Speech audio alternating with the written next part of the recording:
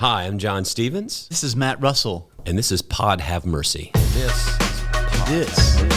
is Pod Have Mercy.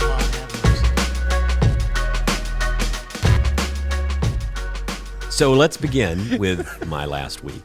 I'm The serious. saga of John. No, I think there's actually a lesson to be learned. So we went to Colorado, and the last decade plus of my life has been at sea level, either on the coast of Georgia or Houston, which is 38 feet above sea level.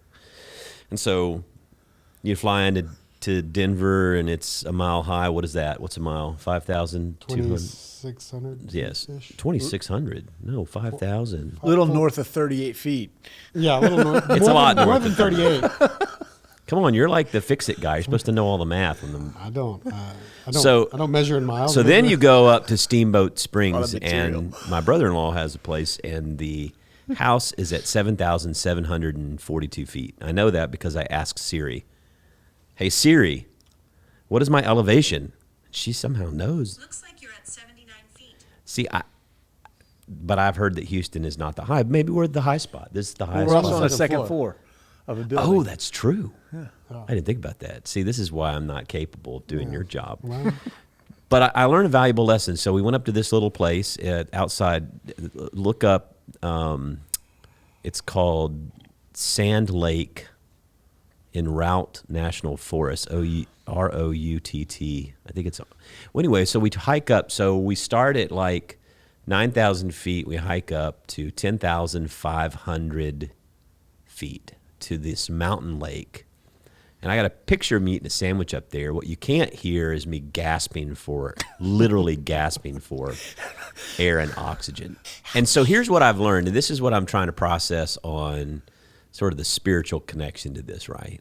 Is that at 10,500 feet, I always thought there was less oxygen.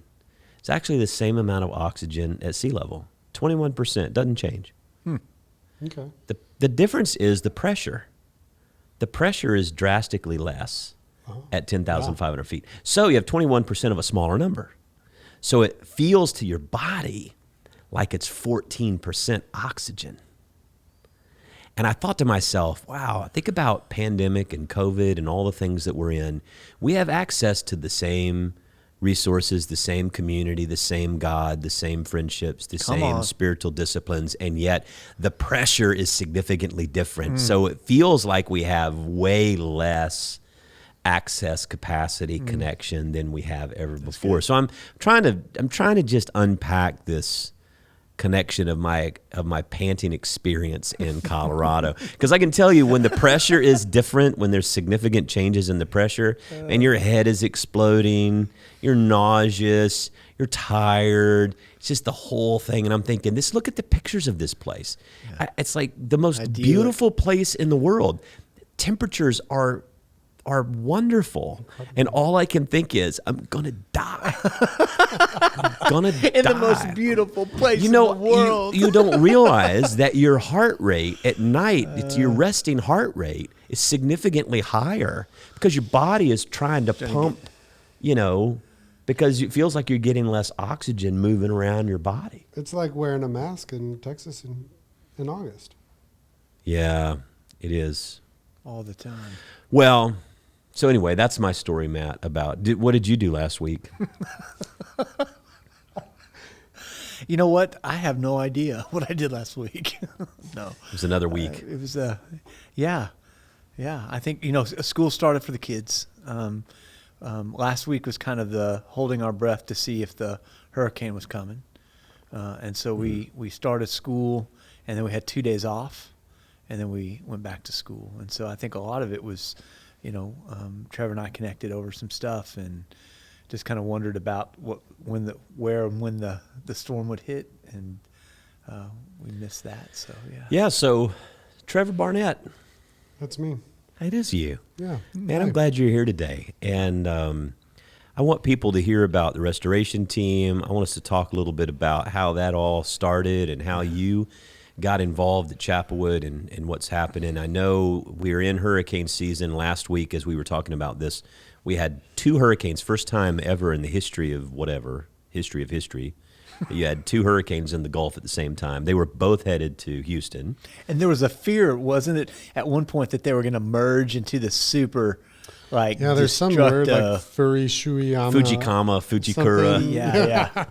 Yeah, I'm not familiar with that term. I'm not a Omakase. meteorologist. But There was something. Yeah, Yeah, it it's was like if something. they come together, it's like you cross the streams and there's a vortex. That's right. Yeah. Like it's time travel or something. Ghostbusters. Right? A flux capacitor. But, I think back on our history. In 2017, Hurricane Harvey hit Houston, which dumped 50-plus inches of rain on us. 52 inches of rain, and we're just at, like, today's the 3-year mark Yeah. when the water started to recede from a lot of places. But Wow. a lot of our listeners here in this area will remember, like, it was another 2 weeks before water really got out of the Buffalo Bayou Yeah. to a reasonable level. Yeah.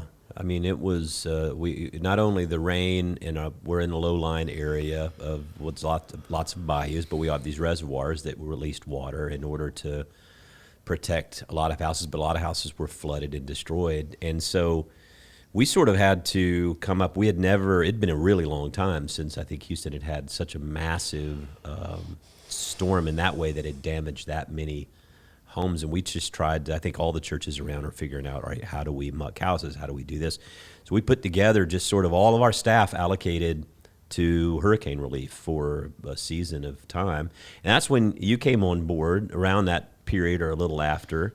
And the restoration team was born out of all of this. So why don't you tell people about your story of intersecting and coming along and the restoration team, what you do and how all that works. Yeah. So I moved to Houston 7 years ago, I guess, and had been working in churches in youth ministry, and the Houston area has had some significant floods in that time. I think 5 major floods in about 4 years, which is just insane. And so having some understanding of how to respond and how to put people together from those past experiences. And then with Harvey coming on board, I'd actually left the Houston area. I wasn't here when Harvey made landfall. And I was on the East Coast and kind of watching it. I remember watching it from a hotel room and thinking, oh man, this isn't good. And so started messaging my friends that were here in ministry in different parts of town, and made the decision to come home and do what I could do. And immediately started volunteering, mucking out houses down in Bel Air and Meyerland area, working with local churches in the area. And one of them decided to hire me to do volunteer coordination and kind of help coordinate and organize things, because similarly their staff was all engaged in trying to figure out what to do. They were, with schools being closed for those first 3 weeks of the year, they were hosting elementary age children in their church while sending their parents out to muck homes and just kind of respond in every way possible. And as we kind of moved through that season, through September, it became apparent that this was going to be a much longer process than any of us want. We were meeting with St. Luke's, St. Paul's, United Methodist, and Chapelwood, and Westbury. And it just was like, all right, we have resources, we have a mission, we have goals related to that mission. We have a huge need. So how do we make that happen? How do we come together and work together? And we'd had a huge amount of support from the country, really. I think from them seeing you on the news and seeing everything that we were doing. Chapelwood had raised a lot of funds. We had a lot of support. We had groups of people, other churches from all over the country wanting to come and help, which was amazing. So I got tasked with helping lead that and put that together. I think it was a 3-month contract. Is what we had talked about. I think you're right. So I think it was October something. I was like, all right, we'll take this 3 months and see what happens. Okay, great. And then it was about 3 weeks later. It's like, okay, we're going to extend that another 3 months. And I said, okay, great. And here it is 3 years later. So, we have now created the restoration team, which same mission, right? Local churches supporting the local long-term recovery of disasters. And last year we had our tropical storm, Imelda, that came through the area. This year we have Laura, and hopefully that's it for this year. We hope. But we're still working on Harvey homes. And so the restoration team is made up of, I think we have about 18 local congregations in West Houston that volunteer to continue to rebuild homes across Houston. We've been in just over 250 homes and worked with just 250 families to get them recovered, and we have a lot more still to go. But it's been really great. If you follow us on any of the social medias, this week we're going through our 3-year anniversary with updates of what the last 3 years have looked like. And it's been really neat to go through pictures, because I always get caught up in what are our jobs right now. And so looking back at the families we've connected with and assisted and worked alongside, and the volunteers, we've had people from as far away as Connecticut and California, as close as, Green Bay. So it's been Green Bay Street, not the town of Wisconsin. I understand. Yeah. And so it's been really neat to go through those memories and put that together. And we got some really cool things to celebrate. And so it's been been able to take a deep breath and kind of exhale from holding our breath last week with Laura in the Gulf. And so how do we, reflect on what has been, and kind of focus on being able to support some of the efforts in Louisiana, as well as continue to move forward with. Yeah, what always amazed me is that when it started, we were creating something that didn't exist. Yeah. I mean, from a systems perspective. And so you had St. Luke's and you had St. Paul's and you had Westbury and us, and we were trying to figure out how to manage it. And we, so we did certain things well, and the other churches did certain things well. So it sort of got headquartered, sort of the staffing side out of us, but the volunteers came from everywhere. And I remember back then we had made a commitment. We said, we're in this. All the studies that came out said it was going to take 3 to 5 years to recover from Harvey. And so we made a decision as a church that we were going to be in this for 3 years. Now we're at 3 years and we're still going. So I don't think that that's going to stop. But I think one of the things I really appreciated about Chapelwood and the other churches that were involved in that is they were willing to say, look, this is not something that's going to be 3 months. We did a 3-month contract, but I mean, we knew it wasn't going to be 3 months. Yeah. And it always amazed me that whenever a tragedy hits, you get a lot of people that are passionate about it for a short window of time, and then it's not long before something else Momentum takes your attention. And we saw that in Houston. I mean, a lot of people were very generous, raised a lot of money. We got some grants that helped us to form and staff. But yeah, I mean, churches moved on, organizations moved on, and there was just an article in the Houston Chronicle, I think just this past week or 2 weeks, whenever we had the 3-year anniversary, and it was talking about the significant disruption that still exists today. People that are still not fully in their homes or haven't been, remediated or repaired.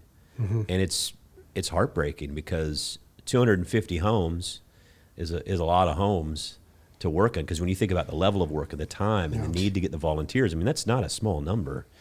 And you think about how many more are out there.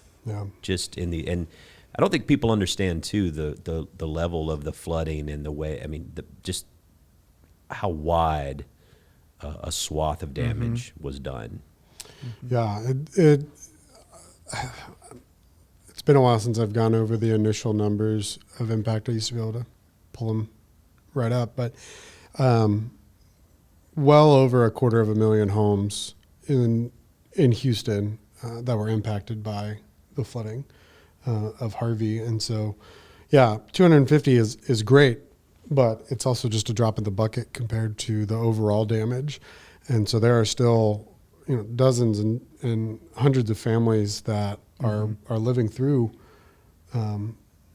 those few days that the water came up. And, sometimes we're going into a home that hasn't been touched yet, that the family moved out and they took some things with them, but the home is largely left untouched. And sometimes we're going in and making repairs that we're putting in more permanent fixes to what was a temporary fix 3 years ago, and just trying to walk alongside those families that are still living that day in, day out. Right now we're working for an elderly woman over off of Eldridge that until about 2 weeks ago, she didn't have any sheetrock in her home downstairs. It was still just bare studs with no insulation. So it was like, what do they call that? Remediated or it had been gutted out and remediated, but not anything. But no repairs. Really? When we met her almost a year ago, it's just that's how big our backlog is. But when we met her back in November of last year, she was washing her dishes in a bucket in her driveway because she didn't have a sink in her kitchen. And so we fixed that as quickly as possible, got her a stove so she could, function in her kitchen appropriately. And we're just now able to get to where we can have walls in her home and make it a home again instead of just a roof, essentially. It's just amazing to me how long the impact and the damage is to recover from a storm like that. Yeah. It was so I was at St. Paul's when all that happened, and one of the things I was super impressed with and about Chapelwood is the way that that there was this kind of forward thinking, like we've got to stitch these communities up and we have to resource folks outside of our area that may not be getting the resources that certain other areas are because of, demographics and economics and all that stuff. And we were working at Project Curate with the near north side folks, with Secunda and Brandy and all those folks there. And I just remember connecting with a serving team here, and connecting with y'all, and y'all were just like, okay, what do we do to help? It was like roll the sleeves up, and not just we'll bring volunteers, but here's access to grant money that can allow the folks in this neighborhood to begin to remediate their own homes. And it was like one of those kingdom moments that I look back on in times where I'm kind of wondering about Christianity, and I'm like, it showed up there. Yeah. I was there. I had a front row seat to it, and it was one of those beautiful things. And that's one of the things I love about my role, and the reason I am so passionate about it is, I firmly believe this is where the church should be, right? Yeah. And it gives the opportunity for the church to stand up and be the church, and we get out of all of the infighting and the political whatever, and all the internal junk that it comes with. And it's like, okay, that gets pushed aside, and the immediate need as a parent of there are people in need. We have the ability to help them. We're going to go help them. We'll figure out the rest of the stuff later. And, that was something I think Chapelwood did an incredible job, not just 3 years ago, but especially 3 years ago, and has continued to do so. And St. Paul's the same way. All these churches of like, this is bigger than us. And so if we come together, God is here, and God, it's not bigger than God. And so we'll just give it to him, and we'll let him lead us the way it needs to be led. And, I think that's one of the things that we lose sight of every now and then. And sometimes it takes a hurricane to bring us remember, back. and I, very careful not to necessarily say anything negative about specific churches, but I remember going through that and trying to connect with these other congregations. We had a meeting with a lot of other large churches, not just the ones that we ended up partnering with. And there was so much territorialism and so much ownership. And so, this big church said, well, we can handle this. We can do our thing. And they were like, well, we can do our thing. Well, they can do our thing. And they all did good things. I'm not taking away from anything, but it was like it faded out pretty quickly. They did really big things, made the news, and then it was kind of like gone away. Whereas I felt like what the restoration team and what we were doing was really, we were going to run a marathon. We didn't need it to be flashy at the beginning. We just needed to have a long-term strategy. And I think we were able to do it because we were able to, at St. Luke's and St. Paul's and Chapelwood and Westbury and the other churches that decided to ultimately come on, said, we don't need this to be about us. We don't even need, because the restoration team, what happened out of that is it's really now in the process of becoming its own separate 501c3 organization, which allows it to better connect to a broader group of churches than if it's like owned by a church. And that's just out of I hate to say it, but the reality that churches just don't play well together. They do. Yeah, right. Early on, Shocker. it's easy to play well, and then it digresses. And so I think that was something early on, within the first 6 months to a year, the first year, I guess, after Harvey, of like, if we're going to be sustainable long term and work through this 5-year, 7-year recovery process, the churches are going to get tired. And so like our model of having churches support us, not with volunteers primarily, and financially, we definitely need more financial assistance, but if you send out a group of volunteers every week from one church, they're going to get tired quickly. And so how do we break that up and allow them to stay engaged in the long-term recovery without fully taking the ownership of it? Because it is exhausting. And there's so many other things that the church is trying to respond to. Chapelwood supports missions all across the world. And so where's the focus and where is that? And I think that's where the restoration team comes in is, it's my job to kind of be that squeaky wheel of like, no, there's still people in our backyard that are impacted by this. You said you were going to be here. You are here. Like, this is how we're keeping it up. Yeah. And so we just need you to come, and we'll do the paperwork and the boring stuff. But we need you to continue to show up and continue to be that. One of the things that, one of the pictures that I make, or the stories I make up when I look at the pictures on the website, is that when you look at all those pictures, you begin to see like Houston is there, right? So you've got white folks, brown folks, black folks, you've got old folks and young folks, you have folks from different socioeconomic, like when the hurricane hit, it was just an equalizer, in a sense. And to see, and when I think about the restoration team, y'all were doing more than just restoring homes. There was a sense in which community came apart in that. Friendships began to kind of happen. Folks met each other and worked together in a way that kind of restored a sense of who we were as a city. Right? That even things came out of that storm in terms of relationships and in terms of vision together, in terms of, like you were saying, the church being the church. That was more than just putting drywall up, right? Which is absolutely important. But I began to see, like in looking at the pictures the last couple of weeks on the website, it's just like, there's some kingdom stuff going on there. Yeah, and I'm not good at naming things. I didn't come up with the name the restoration team. It was in one of our meetings with with these churches coming together early on. We're like, we need to name this something. And the restoration team just really stuck because it is more than just restoring the physicalness of the home or of the house, but what it does ultimately with the families that we're working for and the volunteers that we're working with and all of these things. There's just a very restorative action to it and being pulled back into who Christ is calling us to be and the work that God is doing kind of behind the scenes or in front of the scenes, wherever, through us, and not just restoring the physical part of the home, but the spiritual and I don't know if you may know this, but when we started the thing, we actually developed organizationally 3 phases.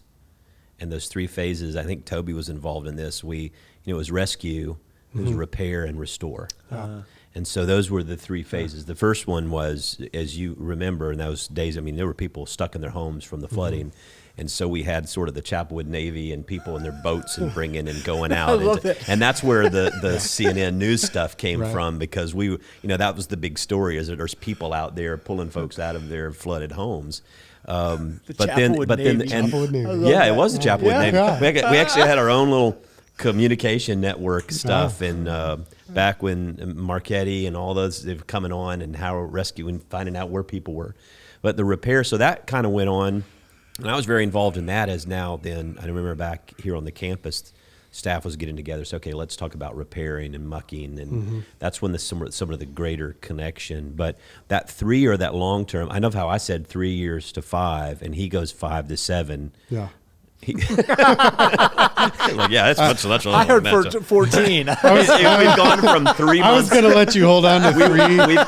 We've gone from 3 months employment to now at least 7 years, Yeah, maybe yeah. 15, Plus. 20, the rest of my life. I'm going to retire from here. I mean, because there'll always be hurricanes. I found my wife here, so like It's gotta- a good place. Just saying. I was thinking, home. even when the explosion happened up in Talk about disaster relief. I mean, everybody here Yeah. in Houston thinks hurricanes. Talk about the chemical plant in Spring Branch. I think that was a powerful way the restoration team kicked in our community. Yeah, here. I think that opened up a lot of eyes, that we are more than just long-term Harvey recovery. Tell people about the explosion. Yeah, itself. so you may forget January of this year. It seems like about 10 years ago, but I think it was January 26th at about 4:30 in the morning. A metallurgical valve company had an explosion over off of Clay and Gessner. It's about 1,000 yards from my back door, and it shook our house. I thought a truck had come it has through. its own our Wikipedia house. entry. Oh, January 24th, and it was insane. And so it forcefully opened our back doors of our house. Unfortunately, it didn't shatter any of our windows or anything like that. Just scared the mess out of our dog and myself. And so I'm the guy that's standing in my backyard in my PJs going what happened? I see this plume of smoke drifting away, and so I throw on a t-shirt and hop in the truck and drive up to the front of the neighborhood trying to figure out what's going on. We evacuated and whatnot and came back, but within less than 24 hours, really within less than 12 hours, the restoration team was just kind of in the middle of that. Our offices at the Campbell Road campus are less than 2 miles from there, and so we were able to stand up and start engaging our local congregations with how are we going to respond. And so within 24 hours of the explosion happening, I guess it was 26 hours because it was 8 o'clock, not 4 o'clock in the morning. We had volunteers combing through the neighborhood. We had a couple hundred sheets of plywood that were donated, tarps to put on roofs, and we were starting to respond to our neighbors in a very physical way, so that those homes and those people impacted could see that we were there alongside them and with them. We had over 100 volunteers respond through the restoration team in that response effort. And then we're able to direct some resources to long-term recovery. That one's a little different because it's not a natural disaster. Mm-hmm. And so it's been caught up in lawsuits and lawyers and the city and all sorts of things. But it's been interesting watching that progress and see how we were able to get volunteers engaged in that very quickly because we already had such a relationship with so many churches in Spring Branch. And that was important because I remember so many people, the windows had been blown out or the doors had been blown out. Yeah. So you're thinking, how am I going to, and you all were going around with the plywood, just at least whatever you call that first phase of just, hey, securing the building. There was people were very appreciative, I remember.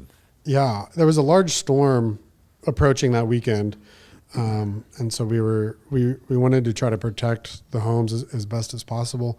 That the neighborhood that was mostly impacted, and I believe there were like 50 something homes that were condemned, that have now been torn down or in the process of being torn down. And we are working alongside to try to get those at least secure, and protect the what's left of the home as best as possible.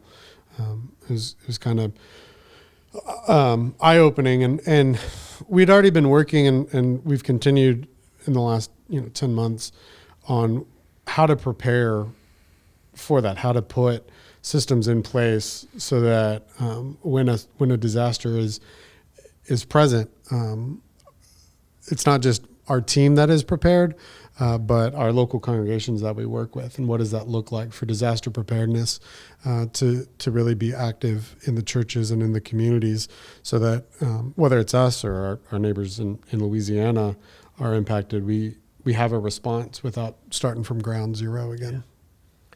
Well, I think it's great work. So as we think about going forward, the hurricanes that came, Marco didn't end up being really that much in our area, turned aside. But Laura hit. I know in Lake Charles, there's been a lot of damage. We operate within sort of a geographical area. That's a little outside of our scope, but we will have people that will go. I know on the website, if they go to chapelwood.org, I can't remember what the link is off the top of my head, but there is a way where people can sign up to be helpful even in this situation. Is that correct? Yeah, I think it's chapelwood.org/helpothers. Also, what's the restoration team site? The restoration team is therestorationteam.org.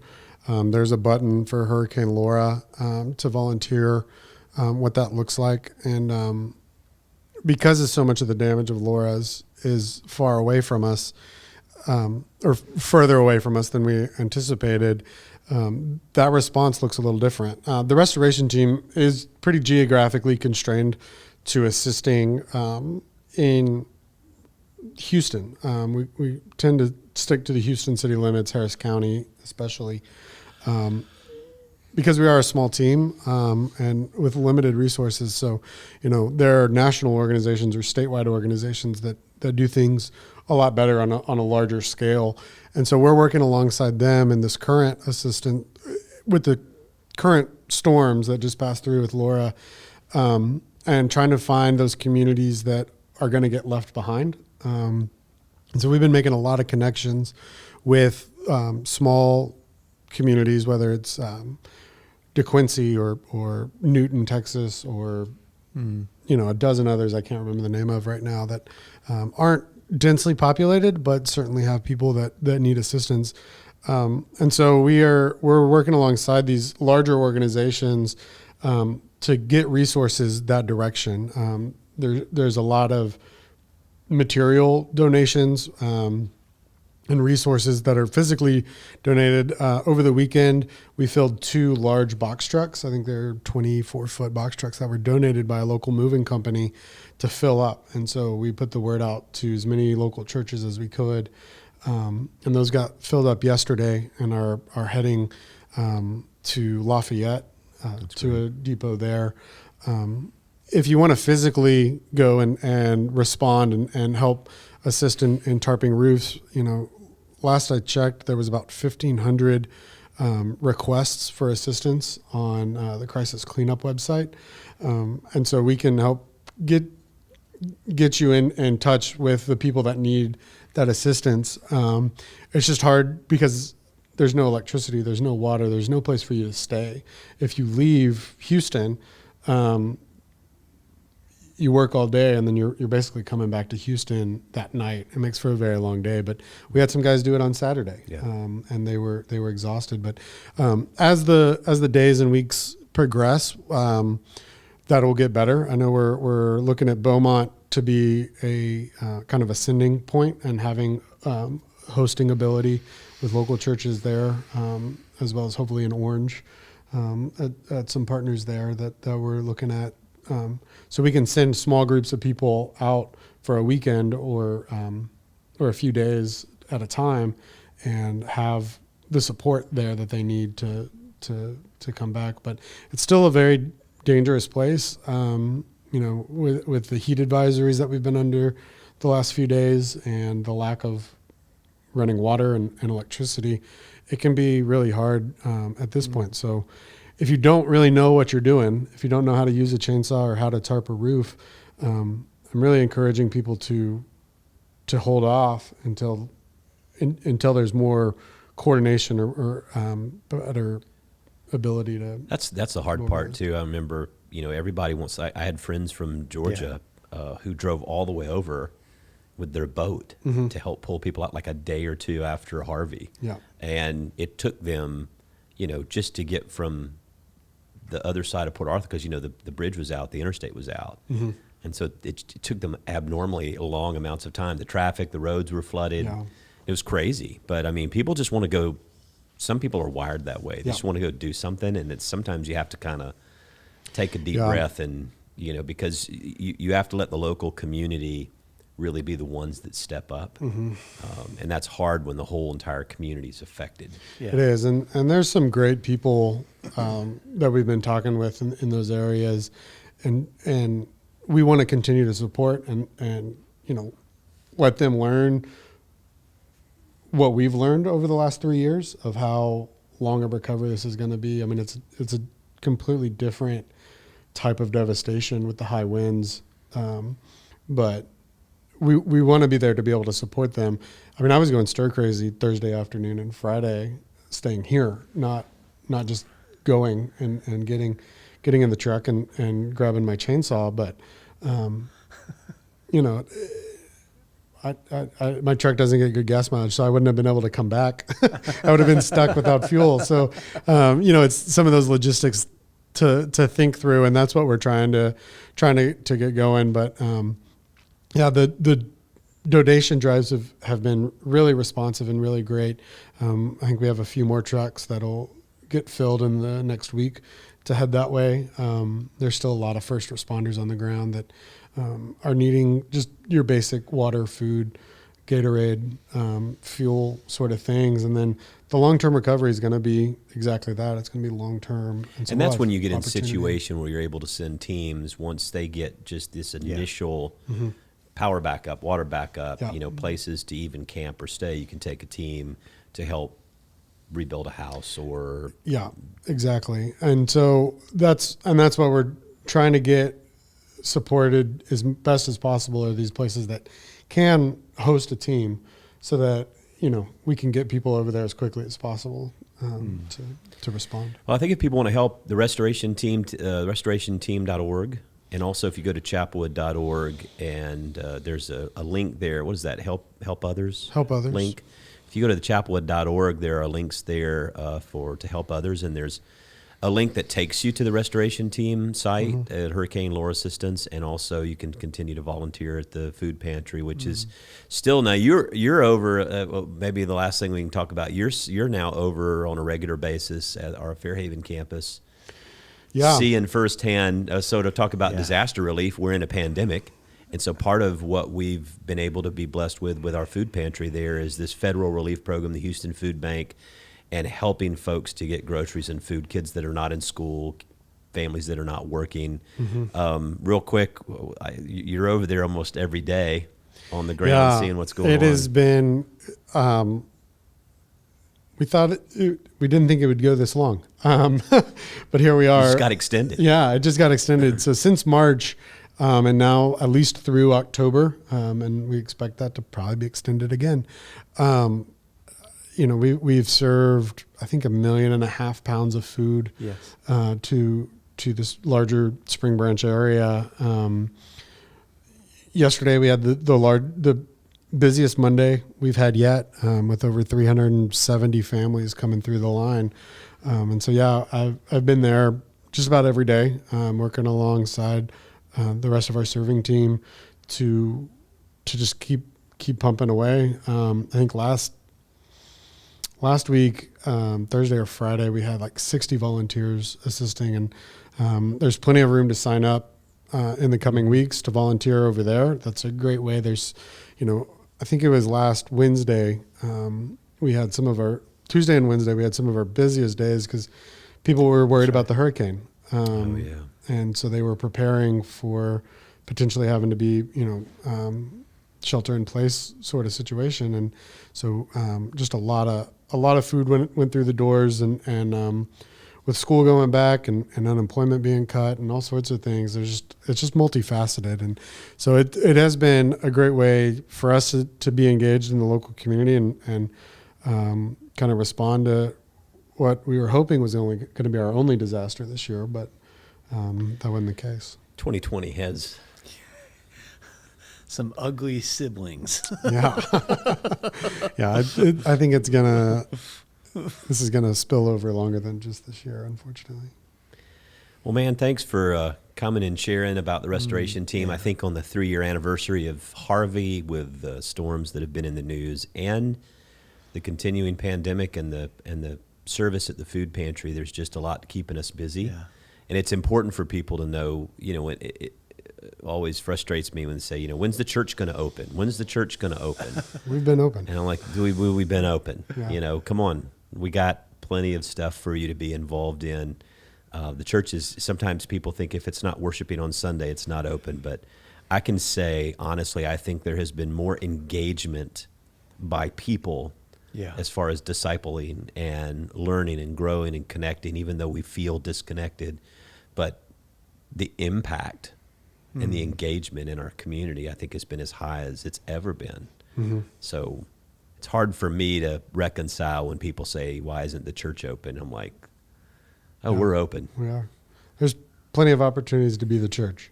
Oh, yeah. That's right. And more so now in some ways. More so, Yeah. and I think, not more so, but it's just more relevant and Yeah. real. The needs are all in front of you every day. That's right. Yeah. That's right. Thanks for all you're doing, for the way that you're leading our church into the city in particular ways. And it's great to be getting to know you and to be dragged alongside of you and some of this stuff. It's great. Yeah, I mean, I'm extremely grateful for the Chapelwood community continuing to support this and know that it's important. And Chapelwood's been in the community for a long time and will continue to be. And so just being able to... Well, you owe be us a part big of that. time. So that's good. You owe us big time. Oh, yeah. Well, I mean, you met your wife here. I met my wife here. That's right. I mean, that alone. So I might as well just get a columbarium spot. And with that, Pace yourself. And with that...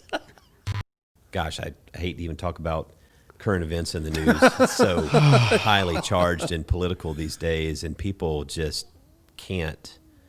I had a conversation this past week with my brother-in-law, and we talk about this. For me, I look at these things, whether it's what we see in our country around race, and we see another shooting this week of the police, and the facts are still out there, but we still are struggling with this, and we still are wrestling with the protests, and there's just so highly politically charged. And what I try to say is these issues are not either or, they're both and. And yes, there are really I do believe the vast majority of police officers are really good police officers who strive to do their job, but there's also a system in place that we need to work on. We need to do a better job. I think that protesting is something that we should have to make changes, but I don't think violence and rioting and all these things are appropriate ways to come at this. I think it takes away from the message. And so people are always looking at the negative aspects of these things, and that then takes us down a road that doesn't bring us together. It separates us. And I wish that we could find a way to have conversations in a healthier, more Christ-like way around these issues. You keep. I remember a couple months ago we were talking about kind of that coming back to the center, because both of those extremes kind of pull us off an edge. It's hard to really connect with other folks. But if Christ is in the center and reconciling all people to Him, to God's self through that, then we can come back to the center. And that center, I think, can be through service, can be through worship, can be through love, can be through, but we've got to fight our way back through to the center. Yeah. That's the only. And I think when you way. see the NBA, the protests in the NBA, you have to remember that a lot of the people that are involved in the NBA feel very passionate about these issues. And so other people are like, I can't believe the NBA, or they get attacked. It's like I tell my family members, you don't have to watch the NBA. I mean, if you don't want to watch it, turn it off. I mean, and if enough people don't watch it and enough people don't go to the games, there won't be an NBA. I doubt that's ever going to happen. But it's in the same way that we all have the freedom to stand up for the things that we believe in. I would rather it happen in a way that is peaceful and making a statement than other ways that we see it happening in some places in our country. Yeah. So I know there's a lot of passion around these issues, but I would just encourage people. For us, the church is, we don't put our hope in Donald Trump or Joe Biden. That's, as Christians, No. we don't put our hope in earthly structures and earthly politics or in the Republican or the Democratic Party. We put our hope and trust in Christ. Yeah. And we follow after the values of the kingdom of God. Come on. And as Christians, if we can do that, then we can learn to live together even with differences in sort of worldly philosophies. But we have to have our highest value be Christ and be the teachings of Christ and reading the Scripture through the lens of the incarnational work that Jesus did. Absolutely. Yeah. And then, of course, Chadwick Boseman died. I was absolutely shocked. He has made some great movies. The Thurgood Marshall movie. Yeah. Come on, Black Panther was the Black Panther, of course, the Marvel we love. crazy good. And 42, the Jackie Robinson movie. That was great. He's done some really, really powerful, some movies that are very historical. I had no idea that he had stage 4 colon cancer for the last 4 years that he was battling. And that most of the movies I've seen him in, he was in some form of struggling with cancer. Yeah. I had no idea. Yeah. And so I guess that was why it was such a shock to me, because I didn't know he had that. He didn't talk about it a lot, apparently. Yeah, I don't think it was very public knowledge. It was not very public knowledge. It's just, I remember, 43. like, my son came out of his room, when he found out about it, about 10 or 15 minutes after it posted, because my kids are always on their phones. And it was just, we waited in line to go see Black Panther, loved it. It was, and obviously 42 is something that we loved as well, and Marshall. And I think it's, like, I know Christian Washington posted, one of our pastors at Chapelwood at the Upper Room posted a lot. It was a very significant moment, I think, for folks to go and see, because all the superheroes in all these movies are always, originally they were white men, and then they got some females, white females. But he as Black Panther and having its own movie and its own became sort of a central part of this superhero universe. And I think that was very powerful for a lot of absolutely, African Americans to say, wow, okay, we've got a central figure of this whole Avengers, Infinity War kind of universe, multi-universe type thing going on, which I think it's hard for us to think about how powerful that can be in certain places in our culture. I think that also ties in. I don't want to go kind of all like armchair psychologist, but I mean, I think his death, because there was a sense in which, he's deeply beloved across the board, that it ties into a lot of grief that we're all carrying around, right now through a multiplicity of things, and just it feels like one of those things that it feels almost unfair, It's like we need Chadwick Boseman around. We're better with him, and so I think there's that sense in which being able to collectively grieve the loss of a good man, a great actor, a really a person that was creating movies that were helping us understand a different horizon of our own humanity, what we could be, what we aspire to be. So well said. I'm John Stevens. And I'm Matt Russell. I'm Trevor Barnett. And this is Pod Have Mercy.